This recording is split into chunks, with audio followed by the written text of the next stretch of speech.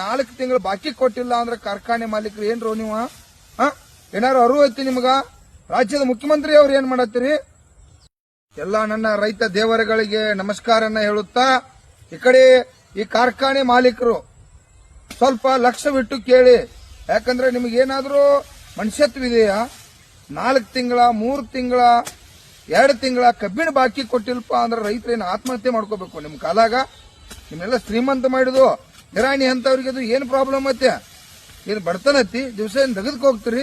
ಲಕ್ಷ ಕೋಟಿ ರೂಪಾಯಿ ಆಸ್ತಿಯನ್ನು ಇಟ್ಕೊಂಡು ಇವತ್ತು ಕಬ್ಬಿಣ ಬಾಕಿ ಕೊಟ್ಟಿಲ್ಲ ಅಂತಂದ್ರ ಎಂತ ಕಾರ್ಖಾನೆ ಮಾಲೀಕರಪ್ಪ ನೀವು? ಒಂದ್ ಈಟ ಏನಾರು ಅರುವತ್ತಿ ದಿವಸ ಸಾವಿರಾರು ಪೌಂಡ್ ರೈತರು ಬರತ್ತಾವ. 1,000 ರೂಪಾಯಿಗೆ ರೈತ ಬಿರಿ ಇರ್ತಾನ, ಸಂತಿಗೆ ಬಿರಿ ಇರ್ತಾನ. ಲಕ್ಷಾಂತರ ರೂಪಾಯಿ ಸಾಲ ಮಾಡ್ಯಾನ.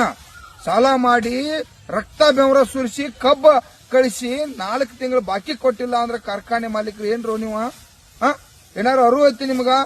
ರಾಜ್ಯದ ಮುಖ್ಯಮಂತ್ರಿ ಅವ್ರು ಏನ್ ಮಾಡತ್ತೀರಿ? ಶುಗರ್ ಮಂತ್ರಿ ಏನ್ ಮಾಡತ್ತೀರಿ? ಶುಗರ್ ಇಲಾಖೆ ಏನ್ ಮಾಡತತಿ? ಕಾನೂನು ಏನ್ ಮಾಡತತಿ? ಏನಿದೆ ಎಲ್ಲ ಆಟ? ರೈತರ ಗೋರಿ ಮೇಲೆ ರಾಜಕಾರಣ ಮಾಡಬೇಡ್ರಪ್ಪ. ನಿಮ್ ಕೈ ಮುಗಿತು, ರೈತರ ತೊಂದರೆ ಕೊಡಬಾರ, ಅವ್ರ ಶಾಪ್ ಆಯ್ತಪ್ಪ ಅಂದ್ರೆ ನಿಮ್ದು ಯಾವುದೋ ಕುಟುಂಬಗಳು ಉದ್ಧಾರ ಆಗುದಿಲ್ಲ. ತಕ್ಷಣ ಕಬ್ಬಿಣ ಬಾಕಿ ಕೊಡ್ರಿ. ಅದೇ ರೀತಿಯಾಗಿ ಇವತ್ ನೋಡ್ರಿ, ಯೂರಿಯಾ DAP ಕಾಂಪ್ಲೆಕ್ಸ್ ಬೇಕಪ್ಪ ಅಂತಂದ್ರ ಉತ್ತಾರ ದಾಖಲಾತಿ ಮಾಡಬೇಕು. ಶಾರ್ಟೇಜ್ ಐತಿ. ನೀವೇನಪ್ಪ ಪುಣ್ಯಾತ್ಮರ ರಾಜ್ಯದ ಮುಖ್ಯಮಂತ್ರಿ ಅವರ ಮತ್ತು ಕೃಷಿ ಮಂತ್ರಿ ಚಲುವರಾಯಸ್ವಾಮಿ ಸಾಹೇಬ್ರ, ದೇಶದ ಪ್ರಧಾನಮಂತ್ರಿ ನರೇಂದ್ರ ಮೋದಿ ಸಾಹೇಬ್ರ, ನೀವು ಹಸಿರು ಕ್ರಾಂತಿ ಮಾಡಿ ನಾವು ಯೂರಿಯಾ DAP ಭೂಮಿಗೆ ಹಾಕ್ತೇನೆ ಇದ್ದಿರ್ಕಿಲ್ಲ. ನೀವು ಹಸಿರು ಕ್ರಾಂತಿ ಮಾಡಿ ಹೆಚ್ಚು ಬೆಳೀರಪ್ಪ, ಈ ನಾಡಿನ ಜನರನ್ನ ಕಾಪಾಡ್ರಿ ಅಂತೇಳಿ ಇವತ್ತ ಯೂರಿಯಾ DAP ಕೊಟ್ಟವ್ರು ನೀವು. ಇವತ್ತು ಯೂರಿಯಾ DAP ಇಲ್ಲ, ಶಾರ್ಟೇಜ್ ಐತಿ.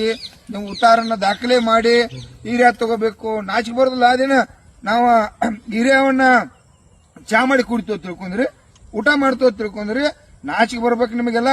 ಆ ಪದ್ಧತಿ ಬಿಡ್ರಿ.